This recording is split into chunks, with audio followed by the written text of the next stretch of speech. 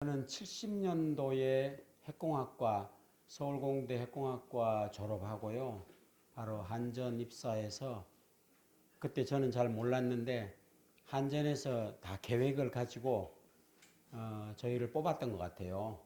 제가 졸업할 때 10명 졸업했습니다. 과에서 10명 졸업해서 유학을 간 사람도 있고 이제 우리는 한전 입사해서 이런 일을 배우기 시작을 했고요. 그렇게 하다가 제가 5년 있다가 75년도에 미국 NUS라는 회사에 가서 교육을 받았습니다. 그 교육받은 내용이 뭐냐면 여러분들 원자로가 이렇게 있으면 원자로 안에 연탄 같은 것은 다 타면 하얘지죠. 까만 구공탄이 하얘지는데 원자로 안에는 이게 얼마나 탔는지 알 수가 없어. 누가 압니까, 그거를. 뚜껑 딱 닫혀 있는데. 그래서 이제 그거를 계산을 해요. 컴퓨터로. 계산을 하는데, 그 당시 우리나라에 그 계산하는 그 컴퓨터 프로그램도 없고, 할 줄 아는 사람이 없었기 때문에, 우리 한전에서 원자력 연구원분 한 분하고 4명이 그 기술을 전수를 받으러 갔습니다. 그래서 이제 미국 가서 1년 동안 그 이제 컴퓨터 계산하는 걸 배우고 이론도 배우고 그래서 이제 그 프로그램을 가지고 왔어요. 이제 한국에 심었고 그렇게 하고 이제 회사 생활 조금 더 하다가 제가 조금 늦게 뜻한 바가 있어서 미국 UCLA에 제가 지원을 해서 입학 허가를 받고 다시 공부를 하러 갔습니다. 그래서 이제 석사 박사를 거기서 한전이 돈 대주고 제가 한전에 너무 고맙죠. 지금 생각하니까 덕만 입었지 하나도 제가 일을 했다는 기여했다는 느낌이 한 개도 없습니다. 그래서 즐기기만 하고 교육받고 그렇게 살았어요. 갔다 왔더니 한전에 연구원이 생겨서 부장으로 들어와서 쭉 거기서 커서 제가 그 미국 가서 이제 공부하러 가서 예수 믿게 됐고 예수 믿으니까 너무 좋더라고요. 아멘. 그전에는 그걸 몰랐는데 너무 좋았어요. 그러니까 이제 들어와서 한전 연구원 들어와서 그 안에서 쭉 성장해서 연구원장하고 이제 본사 올라가서 뭐 이렇게 하고 은퇴하고 그게 제 일생 살았고요. 하나님이 저에게 이승만 기념사업회 대전 세종 섬기라고 하셔서 제가 맡아서 이렇게 하면서 처음에는 제가 상당히 고민을 많이 했습니다. 이거 내가 해야 되나 말아야 되나 고민을 많이 했다가 하기로 기도하면서 이렇게 결정을 하고 해보니까 저한테는 참 좋은 것 같아요.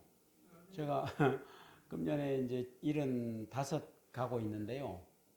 이제 75 되면 사실은 맨날 밥 잘 먹고 잠 잘 자고 또 좀 앉았다가 뭐 끄떡거리고 왔다 갔다 산보 좀 갔다가 또 이렇게 여생을 보내야 되는데 그렇게 하면 사람이 멍해지거든요.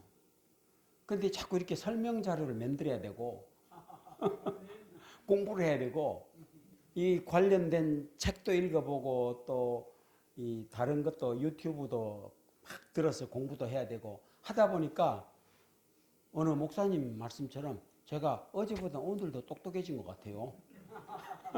한 달 전보다 지금이 훨씬 더 똑똑해진 것 같아요. 그래서 저한테는 참 도움이 되는 것 같다. 그런 생각을 하게 됐습니다. 그래서 이제 제가 나라사랑교회 우리 목사님 계신 교회에 와서 원자력 얘기를 잠깐 했던 기억도 있습니다. 뭐 여러 가지 간략하게 해드린 기억이 나는데 조금 더 종합적으로 여러 가지를 정리를 해서 특별히 이제 제가 이승만 기념사업회를 섬기기 때문에 이승만 대통령이 어떤 기여를 하셨는가 하는 것이 오늘 요점이 되겠습니다. 요점이 됐고 그래서 그게 열매가 어떻게 열렸는가 하는 것을 설명을 해 드리려고 합니다. 이승만 대통령은 천재지요. 이 방면에 있어서도 이승만 대통령이 직접 원자력을 하신 분은 아니지만 굉장히 그 빛나는 그 천재성이 있었지 않았나 하는 그런 생각을 하게 됐습니다. 그래서 제목을 제가 천재 이승만의 경략, 경략은 경영 전략 이런 얘기입니다. 그죠? 경략 원자력에 불을 당겨라. 이승만 대통령 시대에는 우리 원자력을 그렇게 많이 활용을 못했죠. 모든 게 발전이 안 된 그런 상태라서 어떻게 하셨는가 하는 것을 설명을 드리도록 하겠습니다. 박스 안에 있는 그림이 이승만 대통령 모습이고요. 네, 넘겨주세요. 예, 여러분 뭐가 보이십니까? 또 다른 천재 아인슈타인. 여기 나와 있는 게 뭐죠? 특수 상대성 이론.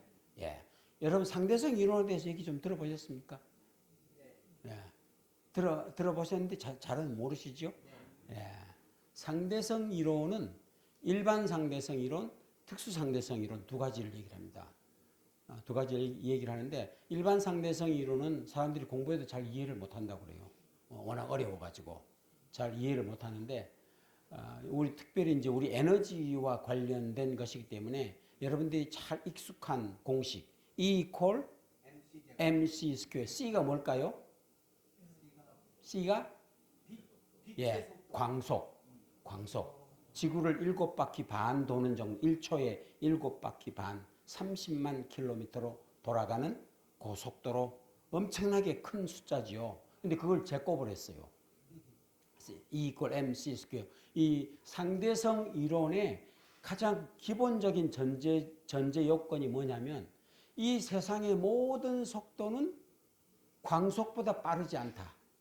그러니까 광속이 제일 빠른 속도다. 그러면 어떤 형제가 있어서 한 형제는 동쪽으로 광속으로 날아가고 또 다른 형제 동생은 서쪽으로 광속으로 날아가면서 형이 동생을 보면 속도가 어떨까요?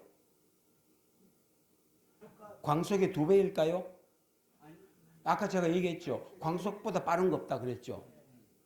예. 광속으로 두 개가 벌어지고 있는데 여기서 이놈을 쳐다보면 광속으로 갑니다. 예, 좀 헷갈리죠. 예. 그래서 아인슈타인이 그거 다 찾아내가지고 다 만들어 놓은 겁니다. 그게 전제입니다. 그 광속보다 빠른 게 없고 광속으로 움직여도 서로 광속으로 보인다. 이제 그렇게 해서 발견한 게 뭐냐? 여러분 옛날에 혹시 그런 얘기 들어보셨죠? 형제가 있는데 쌍둥이가 있는데 한 쌍둥이는 굉장히 빠른 로켓을 타고 하늘로 우주로 날아갔다가 내려왔더니 쌍둥이 형제가 팍싹 늙어 있더라. 예, 그런 얘기가 사실일까요? 만든 얘기일까요? 예, 사실입니다. 그 얘기는 이 속도에 따라서 달려가는 속도에 따라서 체중이 달라지고 무게가 달라지고 또 거리가 달라집니다. 달라지기 때문에 시간이 바뀌고 그 시간 바뀌는 공식이 나와 있습니다. 바뀌기 때문에 우주로 아주 빠른 속도로 갔다가 오면 그 사람은 얼마 안 걸렸는데 자기 형제는 늙어서 뭐 죽었든지 뭐 그런 스토리가 이루어집니다. 그래서 광속에 가깝게 날아가기 시작하면 시간이 그 속도에 지장을 받아요. 그래서 점점 속도가 천천히 가게 됩니다. 빨리 가게 되면. 그래서 저는 영계에 들어가면 천국과 지옥에는 어떻다 그래요? 시간이 안 가죠. 시간이 거의 안 갑니다. 거의가 아니라 시간이 안 갑니다. 그래서 천국에 탁 들어갔는데 와 좋다 그랬는데 이틀 지나고 나니까 처음에 들어와서 좋다 그랬는데 그 느낌이 그럴까요? 좀 사가졌을까요? 똑같아요. 네. 한 번 좋으면 좋은 겁니다. 왜냐하면 그 시간이 딱 얼어붙기 때문에 우리는 그걸 상상을 잘 못하지만 와 좋다 그래서 딱 좋았는데 그 시간이 얼어붙어요. 반대 개념으로 지옥도 들어갔는데 여러분은 해당 안 되지만 저 밖에 지옥 들어갔는데 와 뜨겁다 그랬는데 그 옆에 있던 사람이 조금 참어. 나도 한 달 전에 들어왔는데 있어 보니까 괜찮네. 그럴까요? 그렇지 않습니다. 와 뜨겁다 그러면 그게 영원히 가는 겁니다. 왜? 시간이 정지가 되어 있기 때문에. 그 상대성 이론을 공부를 해보면 그게 그런 세계가 있다는 것을 우리가 알게 되는 거예요. 제가 딴 얘기를 많이 해버렸네요. E 이퀄 mc 스퀘어가 얘기하는 게 뭘까요? E 이퀄 mc 스퀘어가 에너지는 질량과 똑같다. 우리는 에너지를 질량하고 다르게 봅니다. 질량은 이것도 들면 질량이고 그죠? 모든 게 다 질량으로 다 들어가 있습니다. 근데 그 질량과 에너지가 등가다. 똑같더라. 물질이 변해서 에너지가 된다. 그게 이 공식입니다. 그 아인슈타인이 그걸 발견을 했어요. 발견을 해서 그 밑에 나와 있는 것처럼 그 질량을 에너지로 빼쓸 수 있는 방법이 핵 분열이 있고 핵 융합이 있고 뒤에 방사능은 그냥 방사능이고요. 그런 차이가 있는데 사실은 핵 분열도 어마어마한 막대한 에너지이지만 핵 융합은 더 큰 에너지입니다. 더 큰 에너지를 발휘를 합니다. 그 다음 장이요. 거기 보시면 그 앞에 나왔던 아인슈타인이 관여했던 우리나라가 아니죠. 미국에서 원폭 개발을 처음 했던. 제가 그 횟수를 가만히 따져보니까 그 당시 미국이 일본하고 2차 대전 전쟁을 하면서 굉장히 긴장을 했습니다. 우리가 볼 때는 일본 그까짓 미국이 쉽게 이길 수 있었겠지. 절대 그렇지 않아요. 그 당시에 미국의 이 로스알라모스나 그런 연구소에 가서 제가 폭탄 개발했던 사람들 얘기를 직접 들어보니까 그때 같이 막 그 작업하고 했던 사람이 늙어서 지금도 거기를 지키고 있더라고요. 지키고 있는데 자기들은 그때 굉장히 비상이 걸려서 정말 열심히 일을 했고 그 폭탄 개발할 때 여기 아인슈타인이 E 이퀄 mc 스퀘어라고 얘기하는 것은 그건 하나의 전체적인 이론을 얘기하는 것이고 폭탄을 만들려고 그러면 그 식만 갖고 되는 게 아니거든요. 그래서 이거를 만들려고 하니까 폭탄을 만들어서 빨리 일본에 투하해서 일본을 이겨야 되겠는데 국가적으로 비상이 걸린 거예요. 그래서 이거를 개발하려고 그러니까 미국 예산의 3분의 1 정도가 들어가야 되는데 그 돈이 있어야 될 거 아니겠어요. 그래서 그 돈을 얻기 위해서 고민을 하던 차에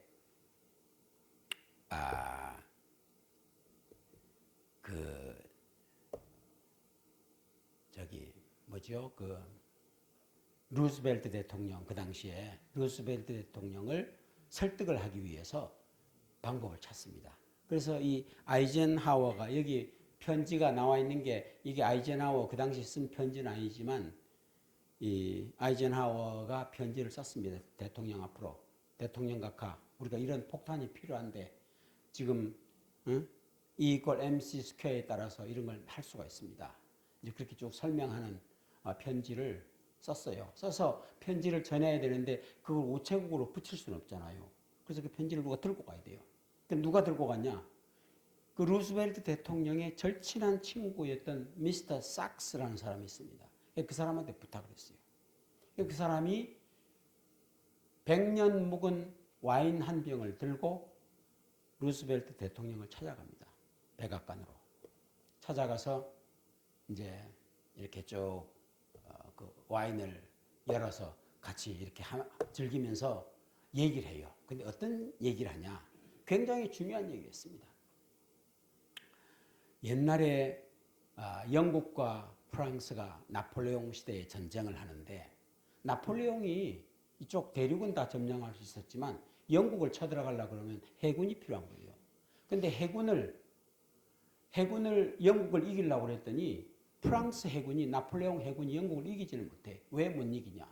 그 당시에 모든 다른 나라는 그 노젓는 배이거나 우리나라 거북선이 다 노젓는 배였죠. 노젓는 배이거나 아니면 풍력으로 가거나 그런 거였지만 신기술을 채택한 배가 영국 배였습니다. 영국은 전기기관선이 바로 나온 지가 얼마 안 됐을 때에 영국 군함이 그 기술을 채택을 했어요. 그래서 그것 때문에 영국 해군을 이길 수가 없는 거예요. 그래서 sak스가 그 얘기를 합니다. 루즈벨트한테. 이보게 대통령 각하, 전쟁을 이기려고 그러면 신기술을 가져야 된다. 신기술이 아니면 이길 수가 없다. 그러면서 요 원폭 개발 제의를 하는 거예요. 그래서 예산이 얼마가 들고 뭐 이제 이렇게 쭉 설명을 했죠. 그래서 탄생한 게 원폭입니다. 얼마 걸렸냐? 3년 걸렸습니다.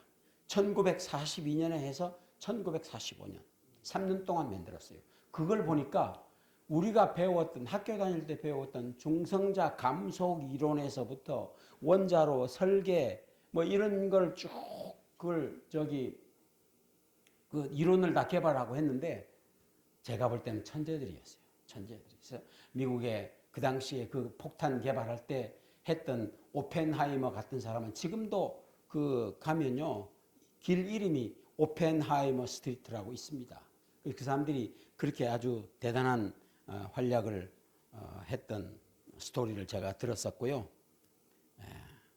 그 다음 장 열어주세요. 예. 여러분들이 학교 다니면서 배우셨던 원자와 원자핵 얘기하시죠. 예. 원자를 축구장으로 본다 그러면 원자핵은 축구공입니다. 얼마나 차이가 있는지 여러분 아시겠죠? 근데 전자는 그 중에 사이즈가 얼마나냐? 개미 한 마리 사이즈입니다. 보입니까? 안 보입니까? 안 보여. 안 보이는데 그 전자 개수에 따라서 그 전체 그 원자의 성질이 바뀝니다. 성질이 바뀌기 때문에 굉장히 중요한 역할이고 원자 핵 안에 거의 99.9%의 질량이 그 안에 들어가 있고 나머지는 사실은 빈 공간이에요. 구조가 그렇습니다. 그래서 뭐 이건 뭐 시험에 안 나오는 거니까 넘어가겠습니다. 그 다음 페이지요. 예, 그 다음 페이지도 이게 핵분열, 핵융합 뭐 이런 얘기는 예, 이제 분열한다 그러면 핵이 그 옆에 우라늄 원자 핵이라고 되어 있죠. 네. 우라늄은 원소 종류가 전부 92가지입니다. 92가지인데 우라늄이 가장 무거운 원소예요. 그래서 우라늄이 쪼개집니다.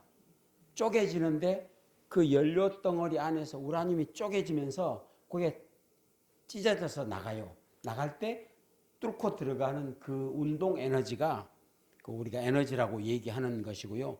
쪼개지면 두 개의 큰 핵으로 쪼개지고 이제 중성자가 두 개 내지 세 개 이렇게 튀어나옵니다.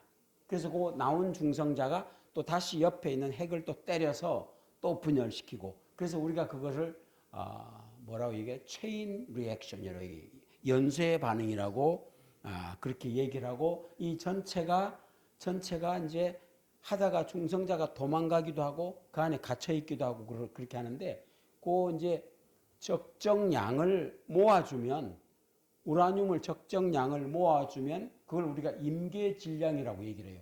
모아주면 빠져나가는 중성자와 생기는 중성자와 그 밸런스가 맞아지면서 그게 임계에 도달하게 됩니다. 그러면 지가 알아서 막 분열이 막 일어나게끔 이제 그렇게 되는 것이죠.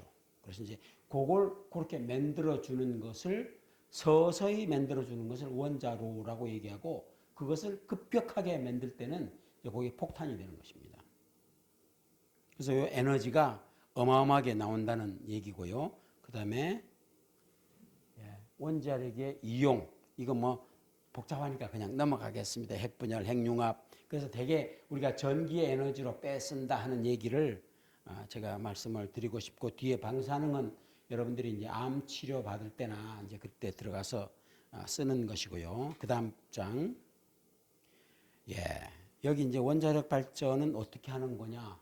화력 발전을 알면 그냥 이해합니다. 화력 발전은 이 교회 건물의 한 10배 정도 되는 어마어마한 집채만한 그런 보일러 안에다가 벽에다가 이 정도 굵기의 파이프를 심습니다. 촘촘하게 심습니다. 그 쭉 파이프를 심고 그 사이를 물이 지나갑니다. 그 이 안에서는 이제 불을 떼죠.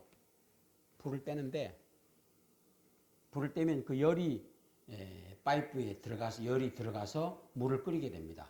제가 서천 화력발전소에 한 30년 전에 장경동 목사님을 모시고 가서 구경을 한번 시켜드렸어요. 예배 드리면서. 그랬더니 이 양반이 안 그래도 눈이 큰데 눈이 더 동그래져 가지고 장로님 예수 안 믿는 사람 여기 와서 보여줘야 돼. 지옥이 어떻게 생겼냐고 물으면 이게 지옥이라고.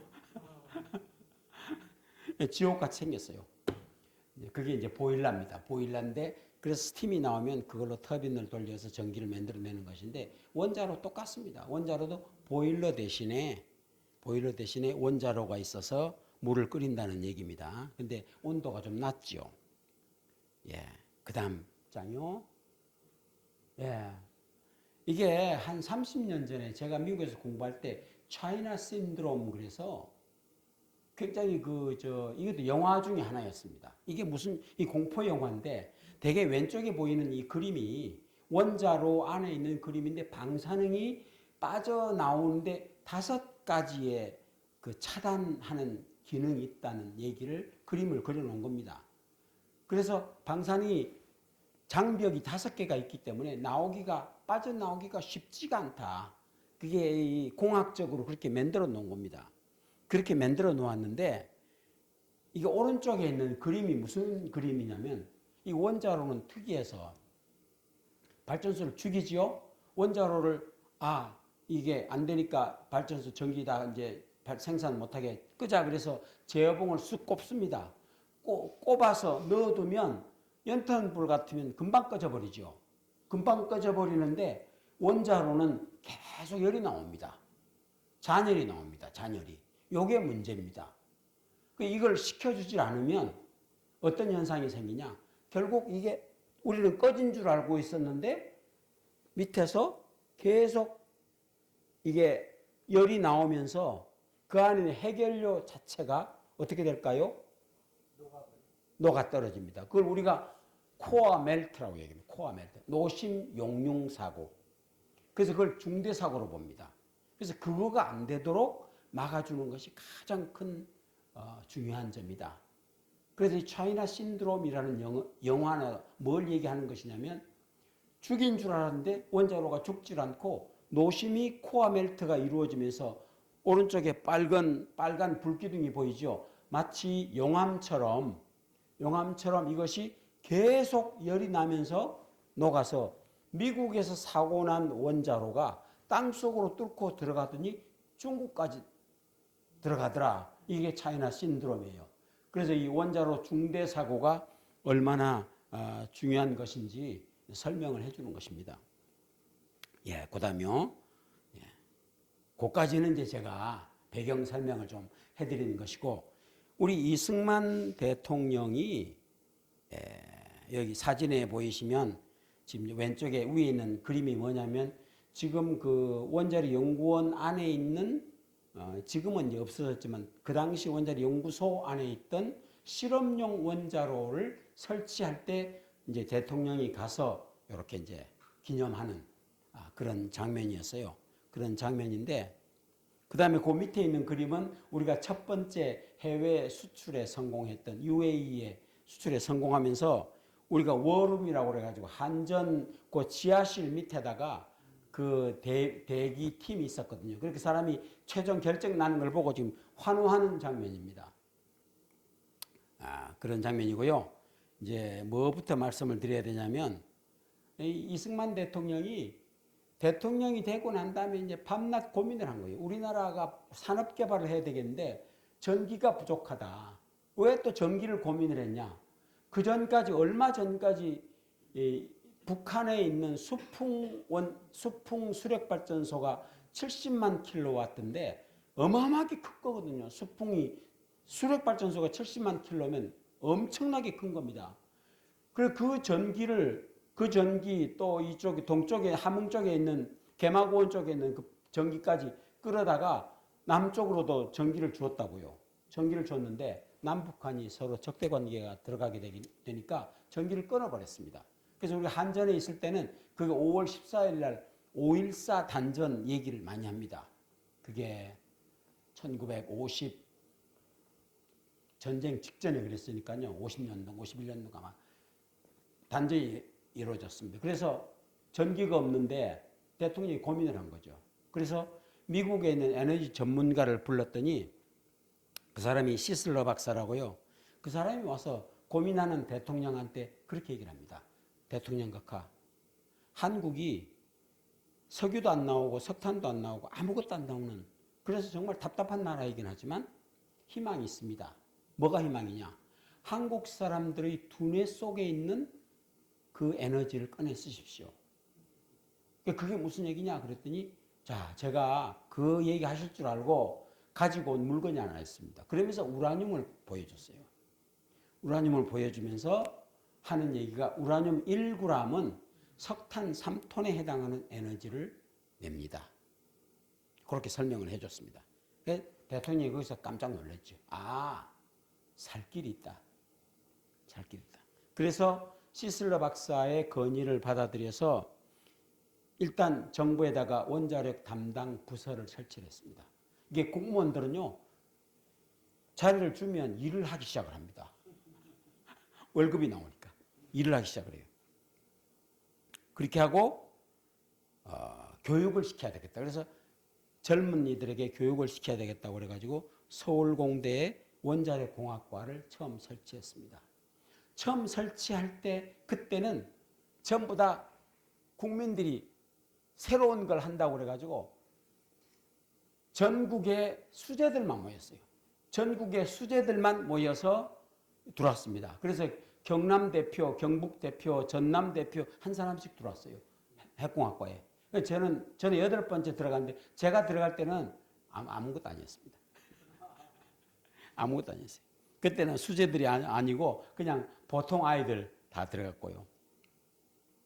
그렇게 했고 국민학교 초등학교 6학년 때부터 원자력 교육을 실시를 했습니다. 그래서 제가 처음에 6학년 올라가서 처음 받은 교육이 교과서가 바뀌었더라고요. 그래가지고 원자핵 아까 보여드린 거, 원자핵 그림이 나오고 선생님도 아무것도 모르면서 그냥 이렇게 가르치는 걸 제가 배웠고요. 그 다음에 원자력 연구소를 만들었습니다. 원자력 연구소 만들어서 앞에 제가 말씀드렸던 최초 실험용 원자로, 이게요 아무것도 아닌 것 같죠? 국가 예산의 2.5%가 들어갔습니다. 여러분 대통령이 얼마나 거기다 신경을 썼는지 이해하시겠죠? 실험용 원자로 안에다가. 그 다음에 중요한 거, 한미 원자력 협정 체결하고 또 국제 원자력 기구 가입했습니다. 이게 무슨, 왜 이거 썼냐? 국제 원자력 기구의 원조로 그분들이 자기들이 돈 내 가지고 우리 한국 사람들을 뽑아가서 훈련을 시켜줬어요. 원자력 발전소 구경도 시켜주고 이론도 가르쳐주고. 우리는 그래서 학교 다닐 때 제가 66년도에 대학을 입학을 했는데 그때 보니까 선생이 아무도 없어. 왜냐면 누가 배운 사람이 없으니까. 그래서 누구한테 배웠냐? IAEA 훈련 갔다 온 그 선배들이 전기과 선배들이죠. 그 선배들이 우리를 가르쳤습니다. 그래서 증폭 계수는 어떻게 계산하고 이런 것들을 쭉 그분들이 우리한테 가르쳐 줬던 그런 기억이 납니다. 그렇게 시작을 했고요. 예, 그 다음 장. 원자로형이, 여기 첫 번째 왼쪽 제일 위에 있는 게 가압경수로, 지금 우리가 채택하고 있는 우리 APR 1400이라고 하는 원자로가 요 가압경수로입니다. 가압경수로고 그 밑에 있는 그림이 월성에 들어가 있는 중수로를 그림을 표시한 겁니다. 그렇게 돼 있고 나머지는 비등경수로는 일본에서 채택을 하고 있는 것이고요. 예, 그 다음 장.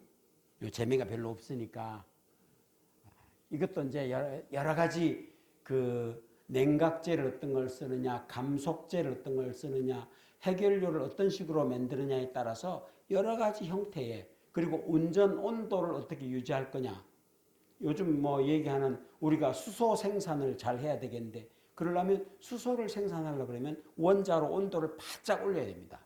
그래서 그렇게 하려고 그러면 전혀 다른 형태의 원자로를 우리가 해야 되고요. 그 다음 장 이제 가압경수형 원자력 발전소의 조금 구체적인 모습이 이렇게 생겼습니다. 여기 보시는 것처럼 원자로 1차 계통이 돌아가고 그 위에 스팀 전기를 만드는 부분이 있고 터빈 돌리고 그래서 전기를 만들어 나가는 그런 식으로 되어 있고요. 그 다음 장 여기서부터 제가 조금 자세하게 설명을 드리겠는데요. 제가 한국 원전의 장자 큰아들이라고 썼습니다. 고리 1호기를 얘기를 하는 것입니다.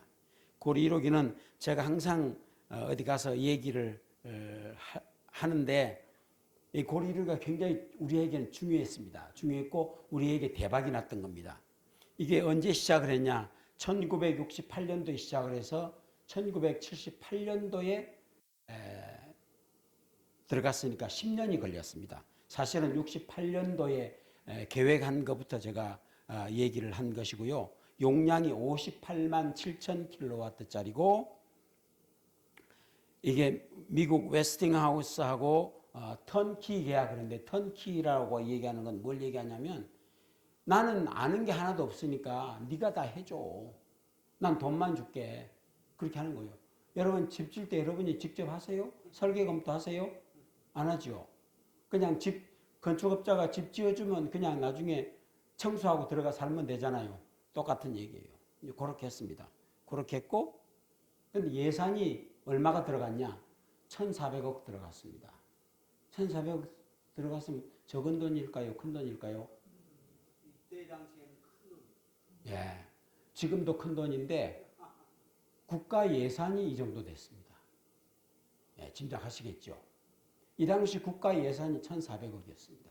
지금 국가 예산이 얼마일까요? 600조입니다. 지금 국가 예산 600조인데 600조짜리 발전소 하나 짓는다? 상상이 되십니까? 그 정도로 우리가 국력이 약했던 거예요. 그 정도로. 근데 건설 기간 중에 1973년도에 1차 석유파동이 났습니다. 석유파동 기억나십니까? 기름값이 한꺼번에 60% 뛰고 모든 임금, 물가 이런 것들이 엄청나게 뛰었습니다. 어마어마하게 뛰었습니다. 근데요, 그 써져 있는 것처럼 대박이 났습니다. 왜 대박이 났을까요? 이걸 저는 이게 계약되고 난 다음에 저는 입사했어요. 한전에 입사했는데 이걸 추진했던 분들이 맨날 무슨 일 했냐? 제가 가만히 보니까 저보다 8년, 9년, 10년 선배들인데 이분들이 그 당시 직장이 없으니까 서울공대 전기과 1등으로 졸업하면 한전 들어갔습니다. 왜냐면 다른 데 들어갈 데가 없으니까 1등으로 졸업하면 들어갔어요. 들어갔는데 그 중에서도 영어를 잘하는 사람들이 한 10대 명이 발탁이 됐어요. 그래 모여서 밤낮 원자력 실 안에서 자료 검토를 했습니다. 미국에는 어떤 발전소가 있고 어떤 노형이 있고 그 노형은 지금 무슨 문제가 있고 재료는 어떤 걸 쓰고 영국은 어떻게 하고 계속 그걸 자료 조사를 했어요. 그래서 어떻게 했냐? 가장 좋은 걸 골랐습니다. 지나고 보니까 모든 원전 사고가 미국 TMI, 체르노빌, 또 후쿠시마 사고들이 났지요. 여러 가지 사고를 겪으면서 보니까 가장 좋은 시스템을 골랐습니다. 그 다음에 두 번째, 계약을 기가 막히게 했어요. 계약을 여러분 보십시오. 내가 집을 지으면 자 내가 5억 줄 테니까 몇 평짜리 집을 지어주시오 이렇게 하잖아요. 그렇게 하는데 1년이 안 걸리기 때문에 그냥 그렇게 하고 끝납니다. 근데 이거는 10년 가까이 걸렸잖아요. 그렇게 하면 어떻게 될까요? 물가 상승 다 줘야 됩니다. 이 발전소는 이렇게 합니다. 자, 1,400억을 계약을 하면 1,400억 준다 그러면 착수금 처음에 10% 주죠. 10% 주면 140억을 웨스팅하우스가 받아갔어요. 받아가고 작업을 해보니까 자, 작업하니까 15% 공기가 나왔습니다. 그러면 15%를 곱해가지고 그또 줍니다. 1년 있다가 아니면 6개월 있다가 이제 그런 식으로 누적해서 쭉 돈을 주어 나가거든요. 그렇게 주어 나가는데 이걸 웨스팅하우스하고 어떻게 계약을 했냐? 고정가 계약을 했습니다. 이게 히트였어요. 이게 신의 한 수였습니다. 1,400억 그 이상 안 준다. 다른 계약 같으면 다 물가 상승 넣어가지고 15% 저거 하면 그 당시 물가 얼마 올라갔으니까 얼마 주는데 만약에 석유 파동이 이렇게 나서 난리를 쳤는데 그거를 곱해줬으면 어떻게 됐겠습니까? 바가 있었죠. 바가지가 아니라 제대로 가격을 주는 것인데 우리는요. 그래서 이게 공짜로 사실은 발전소를 얻은 셈이에요. 이게 어떤 일이 벌어졌냐? 그 밑에 써놨죠. 발전소 돌리기 시작해서 2년 되니까 원가 회수했습니다. 이런 장사가 어디 있습니까? 여러분 이런 사업 해보셨어요? 내가 사업을 하는데 공장을 지어서 물건을 파는데 2년 물건 팔았더니 공장 짓는 비용이 다 빠졌어. 대박이 난 거죠. 대박이 났어요. 대한민국이 오늘날 우리가 이렇게 잘 사는 것은요. 이 뒤에도 또 나오지만 이런 건수들이 여러 건이 터졌던 겁니다. 여러 건이. 그 발전소 건설하면서 우리가 엄청난 기술 축적을 또 같이 했습니다. 여기 뒤에 사진은 고리 1호기 처음에 착공할 때 사진인 것 같아요. 사진이고 그 다음에 문재인 아저씨가 내용을 모르면서 이걸 생매장해버렸습니다. 없애버렸습니다. 그래서 지금 한전 적자가 30조에 육박을 하고 있습니다. 전기요금 이제 곧 오를 겁니다. 기대하십시오. 우리나라 그 다음 장 고리 1호기 들어갈 때 고리 1호기 68년도 시작할 때 어떤 일들이 벌어졌냐. 우리나라 1차 경제개발 5개년 계획 끝났고요. 2차 들어갔습니다. 그때 경제 성장률이 평균 10%였습니다. 평균 10%가 높은 걸까요? 낮은 걸까요? 굉장히 높은 겁니다. 왜냐하면 석유 파동 나는 바람에 전 세계적으로 경기가 침체가 됐습니다. 그런데 우리만 10% 달성을 했습니다. 박태준 할배가 포항제철을 만들었습니다. 그때 돈이 없었거든요. 돈을 뭘로 갖다 했냐? 일본하고 협상을 해서 일본 우리나라 그 한일 청구권 자금 얻어와가지고 그걸로 포항제철 만들고 있었습니다. 만들고 있는데 박태준 씨가 얼마나 디테일했는지 자기 출근해가지고 와서 보고요.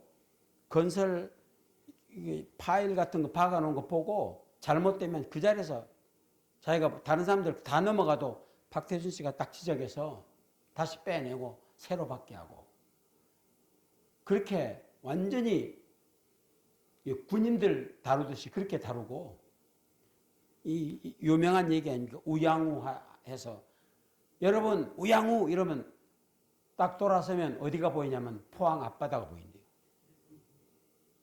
왜 우양우 시킨 줄 아느냐? 여기 포항제철 건설할 때 들어온 돈이 정말 피 같은 돈인데 우리가 일본에서 받아온 돈인데 포항제철 건설 실패하면 당신들하고 나하고 우양우에서 바다로 들어가서 빠져 죽자. 그렇게 몰아붙여서 성공을 시켰습니다. 똑같은 시기에 정주영 씨가요. 울산 현대조선 만들었습니다. 미포항 모래사장 들어가 있는 사진 들고 그걸 가지고 차관 얻으러 유럽을 갔습니다. 차관 돈 좀 빌려주시오. 내가 조선소 건설하겠습니다. 그랬더니 돈 안 빌려줍니다. 그럼 네가 계약을 물건 납품한다는 계약이 있냐? 뭐 조선소도 없는데 계약이 어디 있어요? 그러니까 다시 또 배 발주하는 회사에 쫓아가서 하여튼 어떻게 구워 삶았는지 그 뒤에 돈 그림 나오죠. 이게 정주영 씨가 들고 왔던 돈이에요. 우리가 배를 만들어 보진 않았지만 우리 한국인들은 옛날부터 배 만드는 기술이 있다. 이 그림을 봐라. 돈 그림을 한번 봐라. 거기도 배 그림이 있지 않냐. 그러면서 설득을 해가지고 26만 톤짜리 배를 수출했습니다. 모래벌판에서 수출해가지고 그 수주한 계약서를 들고 와서 은행 가서 돈 빌려왔습니다. 와, 이 보통 실력이 아니에요. 그래가지고 배를 지으면서 조선소를 건설을 해가면서 두 개를 갖추는 거죠.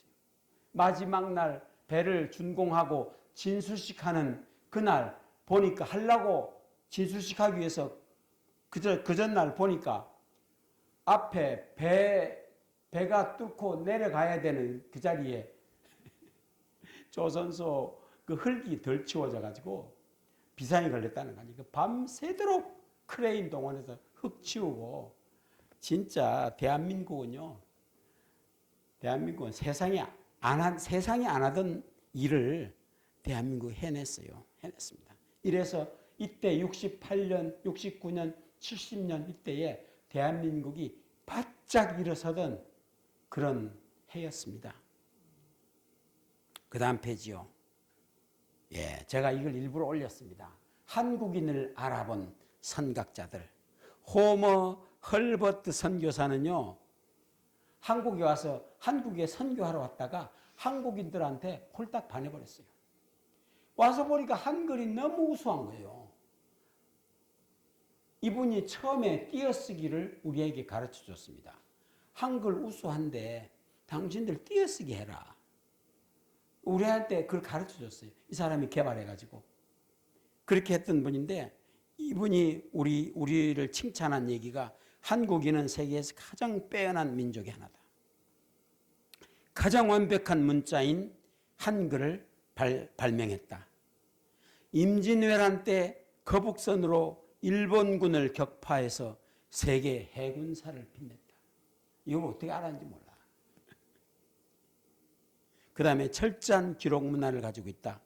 3.1운동이 보여준 한민족의 충성심과 비폭력 만세 항쟁은 세계사에서 가장 아름다운 애국심의 본보기다. 이 사람 완전 한국 팬이 됐어요. 이분의 고향이었던 스프링필드의 지방에 나와 있는 그 신문 기사 내용입니다. 두 번째, 우리나라를 도와주러 오셨던 벤 플리트 사성장군, 주한 미군 사령관. 이분이 한국인들 알아봤어요. 한국인들은 체조가 많다.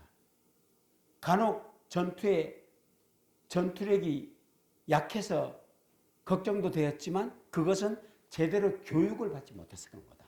그래서 이 사람들을 키워야 된다. 그래가지고 자기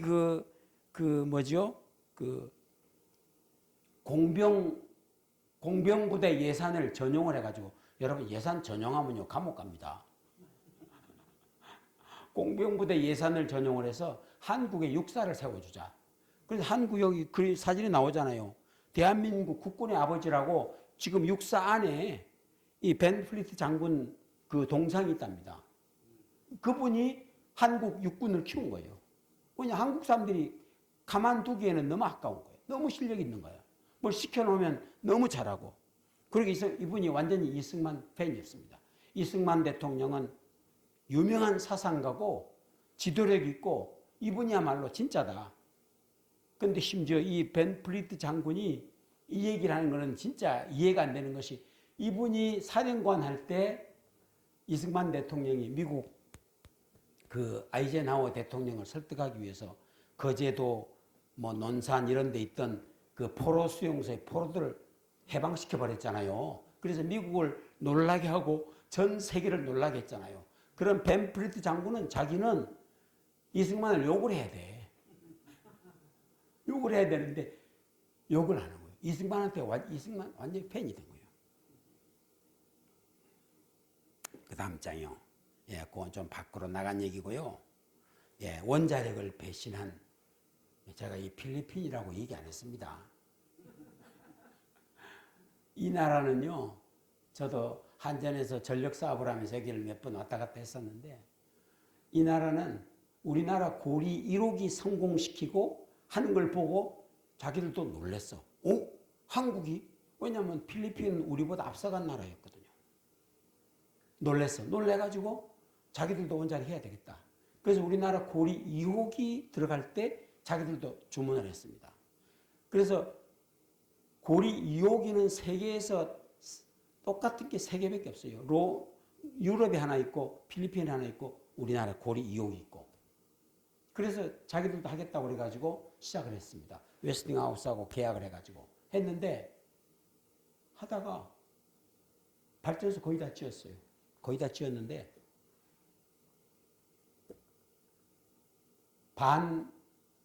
반원전 운동이 거세게 일어난 거예요. 거세게 일어나고. 그러니까 이제 누가 고발했는지 몰라도 웨스팅하우스가 자기 그 필리핀 그 장관하고 몇 사람들한테 돈 매겼다고 수사 들어갔습니다. 그래가지고 결국은 이제 고발당하고 난리가 났는데 필리핀 대법원에서 판결하기를 발전소 99%가 됐는데 발전소 돌리지 마라. 그 발전소 이름이 바탄 원전입니다. 바탄 원전. 발전소 돌리지 마라. 돈을 그 적은 돈입니까? 아까 제가 말씀드렸죠. 고리 1호기는 대한민국 예산하고 맞먹는 돈이 들어갔다고 얘기했죠. 그 어마어마한 돈을 바다에다 쏟아 부어 버렸잖아요. 그렇게 하고 제가 그래서 필리핀하고 그 뒤로도 필리핀 가보지만 필리핀이 완전 후진국이거든요. 이 그림 보이잖아요. 완전 후진국이거든요. 우리가 더 못 살았는데 우리는 선진국까지 올라가고 필리핀이 낙후한 것은 바탄 원전 우리 고리 2호기 우리는 계속 나가는데 실패한 그 결과라고 저는 보는 거예요. 그래서 필리핀이 경제가 위기가 왔고 급하니까 외국의 발전기를 사서 급히 조달을 해야 됐고 그 바람에 우리 한전에서 들어가서 어마어마한 이익을 남기면서 발전 사업을 한 겁니다. 어느 정도 이익을 남겼냐? 우리가 발전소를 말라야 발전소라고 발전소를 거기다가 수리를 해가지고 발전소를 돌렸는데 이 사람들이 급하니까 아니 전기 요금을 주든 안 주든 우리가 돈 낼게. 전기만 대주라. 그렇게까지 얘기를 했어요. 그래서 그게 영어로 take or pay라고 해요. TOP라고. 그래서 완전히 불평등 계약을 감수하면서까지 우리를 불러들여서 전기 사업을 했던 겁니다. 그래서 그런 난리가 났었고요. 그 다음 장요. 예, 요건 지금 한국형 APR 1400 모양이고요. 예, 이건 뭐 시험에 안 나옵니다. 그 다음 장.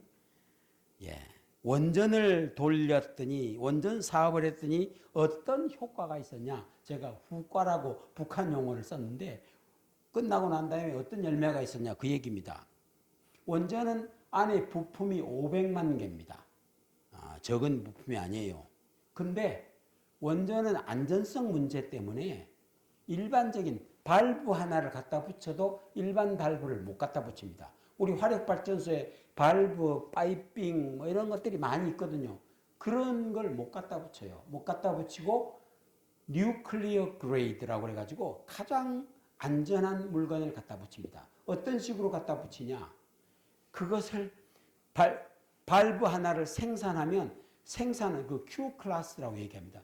생산하는 업체가 품질 보증 상태가 어떻게 되어 있는가를 다 확인을 해요. 그래서 품질 체계를 갖춥니다. 품질 체계를 갖추고 생산하는 사람이 품질맨 자격 인정을 받아야 됩니다. 거기서 나온 사람이 그걸 그 자격을 갖춘 사람이 생산한 물건을 테스트를 뭐를 해서 거쳐서 완전히 합격을 맞아야 돼요. 그래서 그걸 뉴클리어 그레이드라고 얘기합니다. 왜 그러냐? 방사능 때문에. 이게 거의 비행기 날아갈 때 비행기 부품도 안전 때문에 굉장히 높게 보거든요. 그래서 항공 그레이드, 거의 항공 그레이드입니다. 그래서 뉴클리어 그레이드로 그렇게 하다 보니까 무슨 문제가 있냐? 문제가 아니라 어떤 효과가 있냐? 국내 기술이 이걸 따라가는 데가 없어요. 그 당시에. 그러니까 국내 업체들은 이걸 보고 배워서 하나하나 실력이 올라가기 시작을 했고요. 우리가 발전소를 계속 짓기 때문에 그 구매력 가지고 기술 도입을 많이 해왔고, 그 다음에 중요한 게 이겁니다. 원전을 갖다가 집어넣었더니 전력 요금이 안정이 돼버렸어요. 그 전기 요금이 오르질 않아요. 그 데이터가 나오지요. 40년간 소득은 18배 올라갔답니다. 물가 지수는 40년 동안 물가가 4배가 올랐습니다. 짜장면 한 그릇이 5,000원이었는데 40년 후에 2만 원 됐다는 얘기입니다. 그렇게 올랐는데 전기 요금은 1.5배밖에 안 올랐다. 이게 왜 그러냐? 원전 때문에 그런 겁니다. 그 뒤에 뭐 턴키, 난턴키, 그 얘기 무슨 얘기냐면 처음에는 아무것도 모르니까 턴키로 계약했다가 그 다음에는 난턴키로 들어갔습니다. 우리가 일부를 들어가고 그 다음에 표준 노역을 만들고 복잡한 얘기니까 그냥 넘어가겠습니다. 그래서 우리가 첨단화해서 세계시장 공략을 했다는 얘기고요. 예, 그 다음 페이지, 예, 가정용 전기요금을 비교를 해보니까 제일 앞에가 독일, 제일 비싸다는 얘기예요. 왜? 독일은 태양광, 풍력 이런 걸 많이 하거든요. 제일 비쌉니다. 우리 한국은 어디 있을까요? 거의 꼴찌에 있습니다. 꼴찌가 좋은 거죠. 제일 싸다는 얘기입니다. 예, 그렇게 유지를 했습니다. 그 다음 페이지요. 예. 우리가 캐도 사업도 했습니다. 제가 캐도 사업을 담당을 해서 북한도 여러 번 들락거렸습니다. 가보니까 북한하고 우리가 이승만 대통령이 처음에 건국했을 때는 북한 국력이 우리의 얼마나 됐을까요? 40배였답니다. 북한이 우리의 40배. 지금은 아마 40배가 더 될 겁니다. 거꾸로 뒤집어가지고. 지금은 우리가 아마 북한이 따라올 수 없을 정도로 우리가 앞서갔죠. 그래서 지금 그 그림 나와 있는 거는요. 두 번째 그림 나와 있는 거는 그 캐도 원전을 기초만 공사를 하고 제가 마지막 그 본부장 하면서 캐도 원전 끝내고 우리가 철수를 했습니다. 철수를 했는데 이미 몇 개월 전부터 캐도 이제 못하게 될 거라는 소식을 우리가 미리 알고 그 안에 대외비, 비밀설 이런 것들 전부 파기 다 시켰죠. 파기 다 시키고 그대로 놓고 책상 걸상 파일박스 다 놓고 그대로 우리 물러나왔습니다. 물러나왔는데 마지막 모습이 이 모습이었습니다. 이 사람들은 우리에게 배우기 위해서 이 경수로 원전을 넣으면서 우리 기술을 배우기를 원했어요. 그래서 가르쳐 달라고 그래가지고 이런 식으로 교실 안에 그 안에 건물도 잘 지어서 교실 안에다 딱 직원들 북한 사람들 다 동무들 아바이들 다 집어넣고 우리가 가르치거든요. 가르치는데 이 정도 밝기도 못 견뎌요. 왜냐하면 집에 가면 어두우니까 캄캄하니까. 그래서 불 다 꺼줍니다. 눈 편안하라고. 이거 견딜 수가 없으니까. 우리가 거기에서 우리 심포에서부터 함흥까지 내려가는 그 해안 도로가 있습니다. 그 고속도로도 아니고 해안 도로인데 비포장 도로예요. 도로가 제대로 되어 있는 게 없어. 비포장 도로인데 중간에 쭉 가다 보면 산을 지나고 산 사이에 터널이 하나 있습니다. 함흥 들어가는 그 터널이 있는데 우리 한국식으로 생각해서 터널 들어가면 밝겠지 그랬는데 터널 들어가니까 깜깜해. 자동차 라이트밖에 없어. 밥을 주는데요. 북한 노동자들 불러다 썼거든요. 북한 노동자들이 와서 일하고 월급 받아가고 그랬는데 그 사람들이 밥을 먹으면 우리 식판에다가 이만한 식판에다가 밥을 받아가면 자율배식 하죠. 거기도 자율배식 하는데 밥을 우리 남쪽 밥이 얼마나 좋습니까? 더구나 거기 북한 인민들 먹이는 거니까 여기보다도 더 좋게 했거든요. 더 좋게 했어. 돈도 더 주고 원가도 더 드리고 좋게 하니까 식판에 밥을 받아가는데 이렇게 사갑니다. 3인분씩. 근데 그걸 다 먹어. 가져가서. 왜냐면 그런 밥은 못 먹어봤거든. 근데 우리 조측에 아마 아침 굶고 왔을 거다. 아마 저녁도 굶었을 거다. 그렇게 하고 여기 와서 한때 먹고 점심 한때 먹고 집에 가서 굶고 아침 굶고 나올 거다. 그런 생각이에요. 밥을 이렇게 받아가니까. 이 캐도는 제가 왜 넣냐. 캐도 사업도 우리 한전이 하다가 중간에 완성을 못하고 국제적인 게임 때문에 못하고 끝내고 나왔는데 캐도 하면서 전부 영문으로 작성을 했습니다. 왜냐하면 북한이지만 우리가 발주를 받기는 캐도에서 발주를 받았기 때문에 캐도는 국제기구거든요. 미국, 일본 뭐 쭉쭉쭉 들어가 있거든요. 그래서 영어로 다 써서 우리가 발주를 받았는데 그게 굉장히 도움이 됐어요. UAE 원전 수출할 때 급하게 서류를 해오라고 그러는데 영어로 만들니까 영어가 쉬워요, 어려워요? 영어가 쉽지 않거든. 그걸 다 번역해서 하려니까 얼마나 시간이 걸려요. 시간은 정해졌는데 그 캐도에서 우리가 썼던 그 자료를 갖다가 그대로 써서 활용을 해가지고 굉장히 쉽게 일을 했던 그런 기억을 합니다. 예, 그 다음 장이요.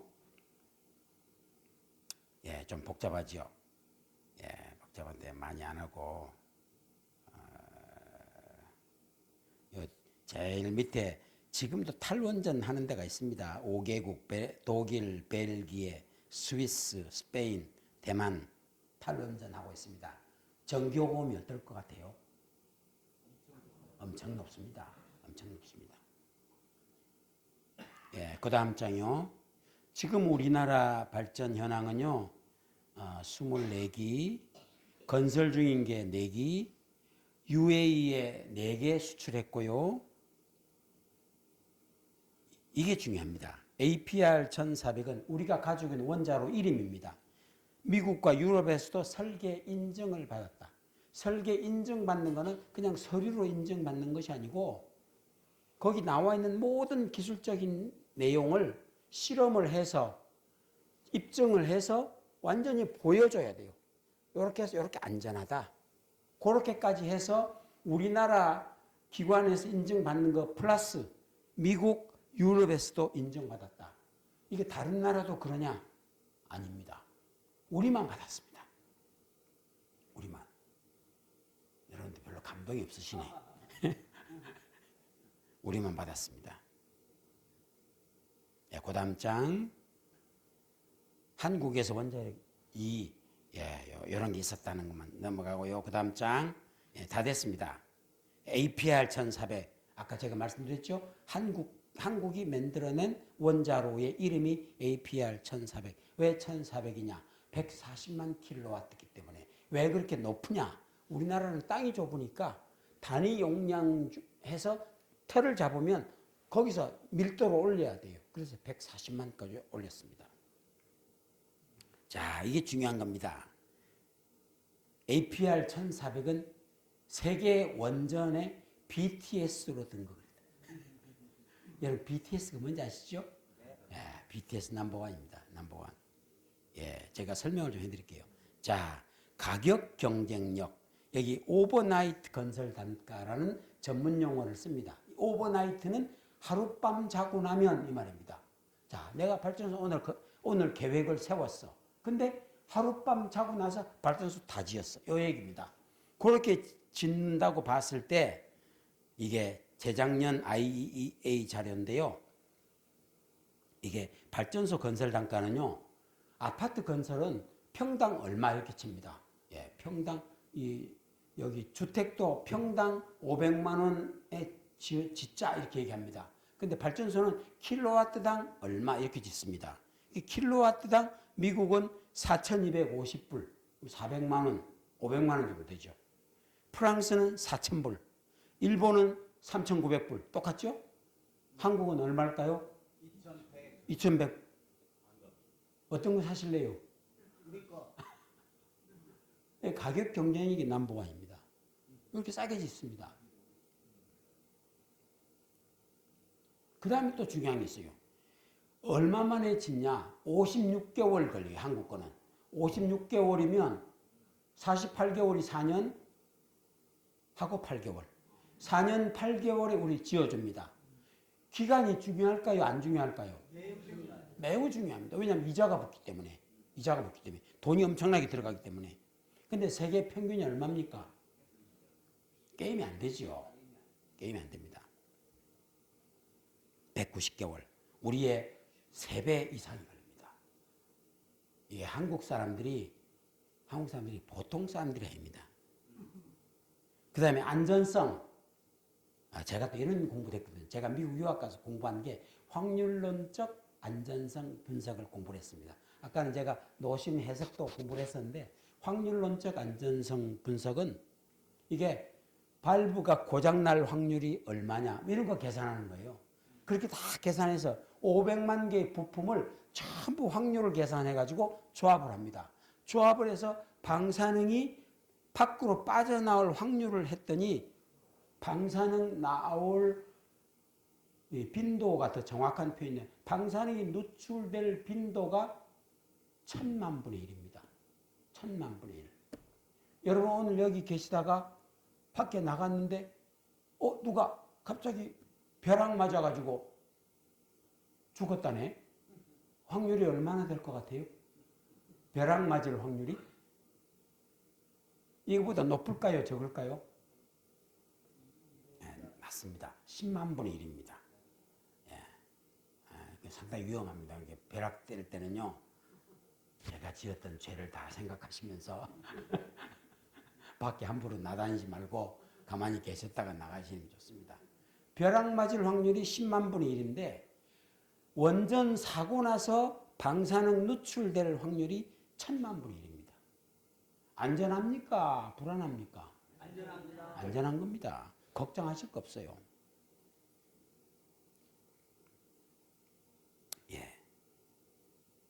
예, 제가 여기다가 썼는데요. 그린색으로 써놨죠. 취약한 금융 시스템. 이 얘기를 왜 썼냐. 이집트에 우리가 원전 수출하려고 러시아하고 경쟁을 했거든요. 붙었는데 우리가 경쟁력이 있을까요? 없을까요? 있죠. 왜? 우리가 오버나이트 건설 단가로 따지니까 넘버원. 건설 공기로 따지니까 넘버원. 그 우리나라 원전 특징은요. 온 스케줄, 온 버젯이에요. 공기대로 예산대로 딱 지어주는 거예요. 근데 다른 나라 거는 예산 20조, 공기 6년 이렇게 하면 그렇게 사인해놓고는 그 가까이 가면 완성이 될까요? 안 될까요? 잘 안 돼. 그리고 안 된 이유를 자꾸 발주자한테 트집을 잡아요. 네가 그때 안 도와줬잖아 이래가면서. 그게 그렇게 생겼습니다. 한국 원전은 딱 계획대로 해줍니다. 딱 계획대로. UAE가 그렇게 됐어요. UAE에 4개 지을 때 딱 그대로 해줬습니다. 절대 오차 없이 지어줬습니다. 그게 왜 그러냐? 제가 필리핀 다니면서 보니까요. 이래요, 한국 사람들은. 제가 아까 어느 선교사가 얘기했다고 그랬죠. 한국 사람들은 근면정신, 충성심 뛰어나다. 머리가 좋다. 필리핀 사람들은 오후 5시, 퇴근 시간이 오후 5시인데 5시 가까이 운전하다가 보니까 갑자기 발전소가 트립이 됐어. 고장이 났어. 스팀이 튀어나오면서 난리가 났어. 한국 사람들 같으면 어떻게 하냐? 발전소 고장났네? 발전소 죽었네? 그러면 자동으로 다 퇴근 안 해. 발전소 소장 이하, 부소장 밑에 공무과장, 직원들 아무도 퇴근할 생각을 안 해. 자동적으로 발전소에 들어붙어가지고 어디가 고장났고 왜 고장났고 어떻게 고치면 되고 물자를 어떤 걸 조달하면 되고 누구를 내일 불러야 되고 바로 스케줄 짭니다. 그럼 오늘 밤 예를 들어서 오늘 6시까지 물자 조달해서 가지고 들어오고 누구한테 전화 연락하고 뭘 하고 계획을 딱 짜버립니다. 벌써. 그러면 최단 시간 내에 그 발전소 고장난 거를 메꿔버리고 끝납니다. 필리핀 제가 가봤더니요. 퇴근 시간에 딱 발전소 고장났는데 발전소 죽었네? 응, 알았습니다. 그러고 보면 다 퇴근해버리고 없어. 그 다음날 아침에 출근해서 왜 고장났는지 그때부터 조사 들어가는 겁니다. 그게 필리핀만 그러냐? 그게 세계 평균이에요. 나는 우리나라 사람들의 뭐라 그래요? 일에 대한 충성심이 어디서부터 나왔는지 몰라요. 제가 그때 필리핀 갔을 때도 제가 모시고 있던 분이 강동석 장관이라고 건교부 장관을 하셨는데 그분이 한전 사장이었거든요. 그분이 저한테 비행기 옆좌석에 앉아서 그러더라고요. 내가 그런 저런 얘기를 좀 설명을 해드렸더니, 어이, 우리나라 사람들이 왜 그렇게 그런 차이가 날까? 어디서 그런 걸 배웠을까? 그러시더라고. 나 갑자기 그 얘기 들으니까 대답을 못 하겠잖아. 글쎄, 어디 우리 국민성이 그럴까요? 우리가 군대에 가서 배워와서 그럴까요? 네, 그러고 말았는데 하여튼 뭐 특이한 점이 있습니다. 그래서 우리가 완벽한 품질, 완벽한 공기, 예산 맞춘다. 그래서 세계 시장으로, 이거 마지막 장입니다. 세계 시장으로 갑니다. 제일 왼편에 있는 그림이 제일 최근에 나온 돈입니다. 누구 돈이냐? UAE 돈입니다. UAE에 이게 얼마짜리더라? 내가 얼른 1000디나르짜리. 1000디나르는 약 30만 원이래요. 이게 왜 들어갔냐? 그 안에 우리나라가 지어준 원자력 발전소 그림이 들어가 있습니다. 그림이 들어갔어요. 이게 최근에 나온 그림이고요. 자, K 원전 유럽의 교두보 다 보이시죠? 폴란드에 42조 규모 수출 물고 텄다. 예, 제가 얘기지만 폴란드에는 정부에서 발주한 원전은 미국 웨스팅하우스가 가져갔습니다. 그 다음에 민간이 발주한 원전은 한국이 가져옵니다. 한국이 가져오는데 지금 저희가 추측하기에는, 우리 전문가들이 추측하기에는 미국이 웨스팅하우스에 발전한 원전도 웨스팅하우스가 못할 거다. 왜 못하냐? 아까 제가 말씀드렸죠? 온 스케줄, 온 버젯이 안 돼. 자기들이 약속한 기간과 예산을 못 맞춰. 그럼 누가 맞출 수 있어요? 우리가 맞춰. 그럼 우리한테 주라. 우리가 해줄게. 네 이름으로 해라. 우리가 해줄게. 우리가 가족이 돼 있습니다. 그럼 누가 월급 타고 살까요? 그 안에 들어가서. 한국 사람들이 들어갑니다. 한국 사람들이 들어갑니다. 그 밑에 얼마 전에 네옴시티 하던 빈살만 왔다 갔죠? 예. 빈살만의 빈이 무슨 뜻인지 아세요? 빈 아들입니다. 아들. 살만은 그 패밀리 네임이고 살만의 아들 모하메드 빈 살만. 그러면 빈 살만의 아들 모하메드 이런 얘기입니다. 그 빈 살만이 빈이 아들입니다. 이 히브리어에는 벤하고 똑같아요. 벤. 오사마 빈 라덴. 라덴의 아들 오사마. 뭐 그런 얘기입니다. 빈 살만 다녀갔죠. 빈 살만이 돈이 엄청나게 많으니까 그 앞에 이재용이부터 8명이 쭉 앉더라고. 앉아 있는데 그 8명 다 합쳐봐야 빈 살만 이 껌값도 안 돼. 그 정도로 돈이 많아요. 그래서 여기 지금 신도시 네옴시티를 개발합니다. 그런데 그 개발하는 그 장소가 묘한 자리예요. 그 장소가 어떤 장소냐? 옛날 이스라엘 백성이 애굽의 군대를 피해서 홍해 바다를 건넌 그 장소가 그 네옴시티 그 앞을 통과합니다. 그 자리를. 여기도 합니다. 여기도 계획이 들어가 있습니다. 계획이 들어가 있는데 우리가 기대 많이 하고 있습니다. 여기도 결국 한국 원전이 들어갈 거다. 그것뿐이냐? 체코도 나올 것이고 그것뿐이냐? 최근에 그저께인가 나온 뉴스 튀르키예가 원전을 발주한다고 지금 한전에서 그 신청서를 넣어놨다고 들었습니다. 그래서 막 결국 한국 원전이 지금 한전이 빚이 30조가 문재인 때문에 30조의 빚이 생겼다고 그러는데 아마도 해외 시장 개척을 하면 우리가 전기요금 안 올리고도 그 부채를 막을 수 있지 않겠나. 그런 추측을 하는 기사를 제가 봤습니다. 제가 하는 게 아니고 봤습니다. 그 다음 장. 예, 끝내겠습니다. 질문 받겠습니다. 배도 고프고 하니까. 예. 원자탄 만드는 기술과 원자력 발전소 만드는 기술은 어느 것이 더 어렵습니까? 둘 다 어렵습니다. 둘 다 어려운데요. 제가 이런 강의를 하면 제가 가장 질문을 많이 받는 게 우리나라도 원자탄 금방 만들 수 있습니까? 이제 그 얘기를 하거든요. 근데 원자탄을 만들려 그러면 우리가 지금까지 했던 이런 파이프나 뭐 이런 거는 상관이 없는 것이고 뭐가 필요하냐면 핵물질을 농축해야 되는 공장이 있어야 됩니다. 지금 여기는 핵물질이 3%, 4% 들어가거든요. 3%, 4% 들어가는데 핵물질을 99%까지 농축할 수 있는 농축 공장이 필요합니다. 그리고 또 핵연료를 이렇게 까서 그 핵물질만 뽑아낼 수 있는 재처리 화학 공장이 필요합니다. 그래서 어떤 사람이 예를 들어서 서울대학의 제 후배인데 석윤열 교수라고 있어요. 그 친구가 한 번씩 우리나라도 원폭을 6개월 내에 만든다고 뻥을 많이 칩니다. 뻥을 많이 치는데 제가 볼 때 그 친구는 조금 자기 뭐라 그러죠?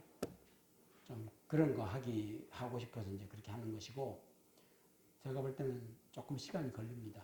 시간이 걸리고 발전소에서 쓰지 않는 새로운 물질과 기술이 필요합니다. 제가 핵연료 사장을 할 때 뜬금없는 전화를 하나 받았거든요. 뭔 전화를 받았냐? 소련이 해체되고 소련에 있던 과학자들, 핵폭탄 과학자들과 물질들이 빠져나왔어요. 그걸 사라는 거예요, 저보고.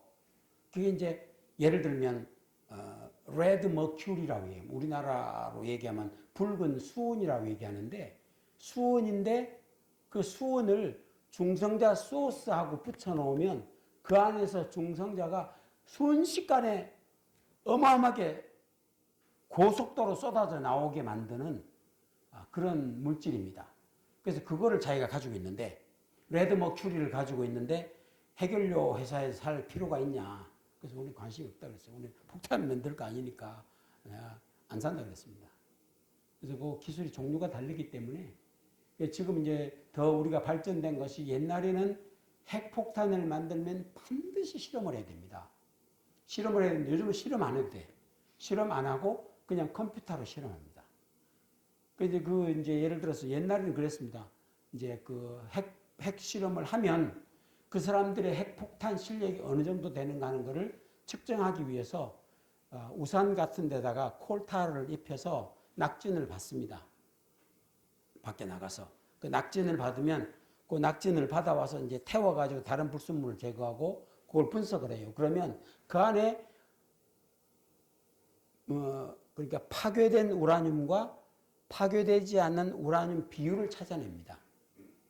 그러면 아주 기술이 좋은 폭탄은 파괴가 많이 일어나요. 파괴가 많이 일어나면 열이 많이 납니다. 근데 파괴가 적게 일어나고 왜 그러냐면 이게 임계질량이 되면 저절로 터지거든요. 임계질량이 되면 저절로 터지는데 터지는 순간에 어떻게 될까요? 임계 이하로 뚝 떨어져요. 그렇습니까? 안 그렇습니까? 맞습니다. 잘 모르겠습니까? 이게 터지면 벌어지잖아요. 벌어지는 순간에 임계 이하로 뚝 떨어집니다. 그래서 이게 아주 고차원의 기술이 뭐냐면 폭탄이 터지는 순간에 핵반응이 일어나는 그 순간에 이거를 0.00000 몇 초를 더 이게 유지를 해주는 기술. 이게 중요한 거예요. 꽉 묶어서 붙들고 있어야 되는데 붙들고 있는 동안에 안에서 작은 시간 동안에 수초 동안에 안에서 핵분열이 많이 일어나가지고 한꺼번에 터져나가는 그런 기술이 필요하거든요. 그래서 그게 예. 한국이 지금부터 국가 시책으로 원자 폭탄을 정진한다면 얼마쯤이면 이북과 같은 수준이 될까요? 또는 이북을 능가할 수 있을까요? 이제 그게 하기 나름인데요. 아까 제가 말씀드린 것처럼 중요한 것이 이제 농축 공장을 만들어야 되는데 그것이 1년 안에 지어질는지 그건 제가 확신을 못 하겠어요. 왜냐하면 농축 기술도 또 여러 가지거든요. 아까 제가 처음에 원폭 만들 때 3년 걸렸다고 그랬죠. 그때는 가장 원시적인 방법으로 우라늄처럼 무거운 금속이 없는데 우라늄에다가 불소를 6개를 붙입니다. UF6라고. 그러면 물질 중에서는 그렇게 무거운 물질이 없어요. 근데 그 UF6라는 그 무거운 물질을 그거를 공기 중에 부양을 합니다. 띄웁니다. 띄워서 U238과 U235 그 3개밖에 차이가 안 나는데 그 비중 차이를 가지고 농축을 시키거든요. 그것이 어마어마한 기술이고 에너지가 많이 들어가고 에너지가 많이 들어가는데 미국은 어떻게 그 에너지를 갖다 썼냐? 그것을 테네시주에 있는 수많은 수력 발전소를 돌려서 그 수력 전기를 가지고 그걸 만들어냈습니다. 최초의 핵폭탄을 만드는데 지금은 이제 그렇게는 많이는 안 들어가지만 제가 볼 때 우리가 볼 때는 북한 핵하고 맞서기 위해서 뭐 이렇게 하는 것보다는 핵폭탄 말고 다른 수단을 가지고 해야 되지 않을까 저는 그렇게 생각을 해요. 한 가지만 더 예. 우리나라 원자력 발전소 고리 이루기는 중수로라고 알고 있습니다. 경수로, 가압 경수로. 예, 중수로 발전이 유일하게 그 고리 1호라고 월상 1호기. 그 고리 1호 중수로의 기술이면 우리나라도 원자탄을 만들어낼 수가 있다 이런 얘기를 들었는데 사실입니까? 기술이 전혀 다릅니다. 그 원자탄을 만드는 것과 그 이제 중수로를 말씀하시는 것인데요. 중수로는 이제 경주 뒤에 있는 바닷가에 있는 월성이 중수로이거든요. 근데 중수로는 이제 어떤 장점이 있냐면 경수로는 연료를 원자로 안에다 집어넣으면 1년이나 1년 반 있다가 꺼냅니다. 발전소를 끄고 꺼내서 그 3분의 1을 꺼내서 이제 저장을 합니다. 그렇게 하는데 IAEA가 카메라를 CCTV를 딱 갖다가 대놓고 누가 빼돌리지 않는가 맨날 감시를 합니다. 중수로는 매일 합니다. 중수로는 연료를 마치 여러분들 저기 길거리 나가면 군 고구마 굽는 그 이렇게 저 드럼통에다가 구멍을 빵빵빵빵 뚫어가지고 이렇게 집어넣어서 고구마를 굽잖아요, 그죠? 그래서 쭉 뽑으면 익은 고구마가 빠져나오는데 그와 마찬가지로 구조가 다 그렇게 생겼습니다. 제가 처음 시작을 한 게 쫄병 때 했던 게 이제 중수로 검토를 하기 시작을 했는데 그거 중수로는 연료를 8개씩 빼냅니다.